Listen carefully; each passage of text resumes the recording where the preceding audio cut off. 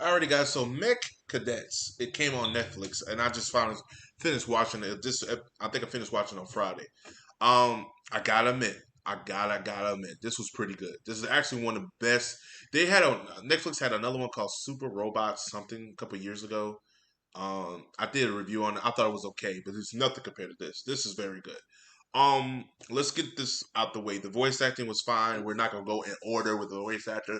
Some are recognizable, I know, some I don't, but we're not gonna go into that. The animation was very good. At times it get clunky, especially with the humans, if they fight each other. But with the mechs and the shard, which these shards are the monsters, a giant bug-like creature, they're pretty good.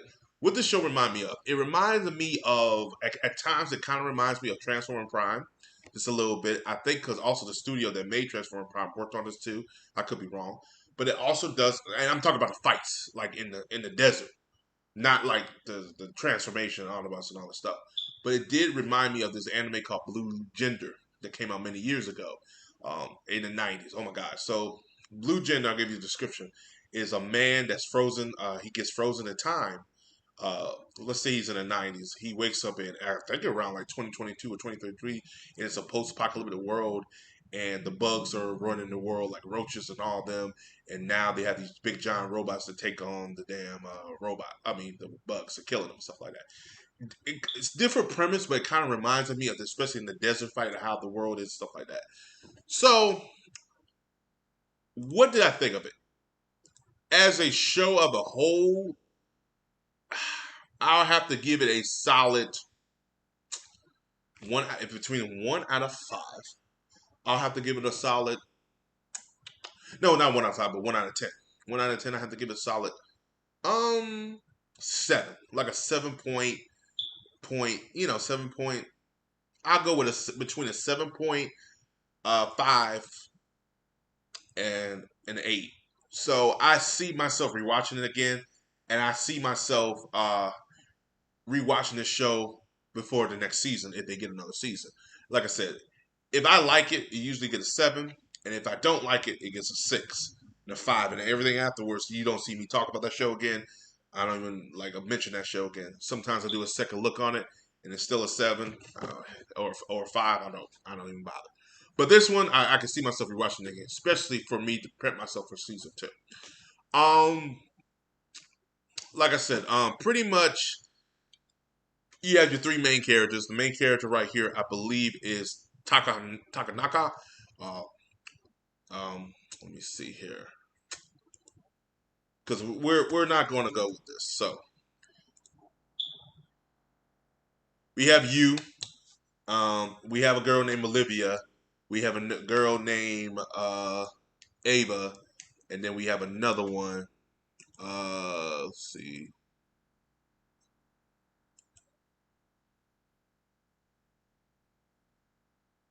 Frank, I believe. So all these kids, there's about 3 pilots that get these robots from space, um, and they merge with them. It's kind of like Yvonne, uh, Neon Evelyn a little bit, but it's a little bit different. So 3 pilots. One pilots a regular robot due to the fact that she wasn't chosen, and she gets obsessed with being a pilot and gets chosen and stuff like that. So eventually, her father, who runs the uh, company, he makes this robot, and he's like, "Yeah, you can go ahead and pilot. I don't want you to pilot, but I'll go ahead and pilot." Um, and these robots have unique. Some have unique abilities, some don't. The one you see here, the one owned by you, which that's his character name right here, he eventually controls gravity, like controls gravity and use teleportation and all that.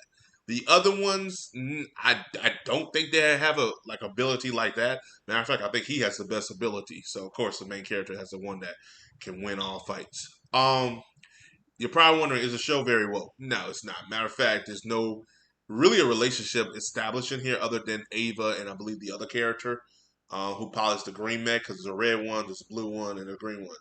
Those two kind of establish a relationship and they kind of get together, if you call it that. But it's nothing too serious, which I was so happy with. Um, but it's still one of those things. By the end of it, I was saying to myself, I enjoyed it. by the end of it, I can safely say I like the show. And I watched it through and through. I usually shows like this, I'll be like, man, 2 episodes review. Nah, I watched this whole thing, and I have to be admit, I enjoyed it. I did like the fact that the shards, the creatures were a little okay. Like I said, they did have a fear tactic to it, but again, this is a kids show, so I don't expect that. But I did enjoy that too. They were a little bit different. At times they could get boring and slow at times, but it was still enjoyable. Like I said, I didn't see myself hating this as much as I should, if you know what I mean. But I do see myself rewatching this show if they do another season. The whole thing, maybe the last 5 episodes, but I don't see myself. Um, if they don't have another season, I can still see myself rewatching and stuff like that. But like I said, this is still enjoyable. Um, like I said, 7 out of 10. I enjoyed it. It's a very good treat. Usually for me, I usually say go check it out. If you're a Mech fan, go check it out. It's no Gundam vibes, but it's close to it. Having like kids become these cadets, it kind of feels like a Gundam vibe a little bit, but it's nowhere near Gundam because Gundam is very more adult. So but yeah, I enjoyed it. So as always, guys, like, subscribe. Peace. Have a Johnson day. Can you finish this in a day? You can, but I recommend if you got time, just go ahead and just have fun with it and pretty much enjoy it and stuff like that. So, all right.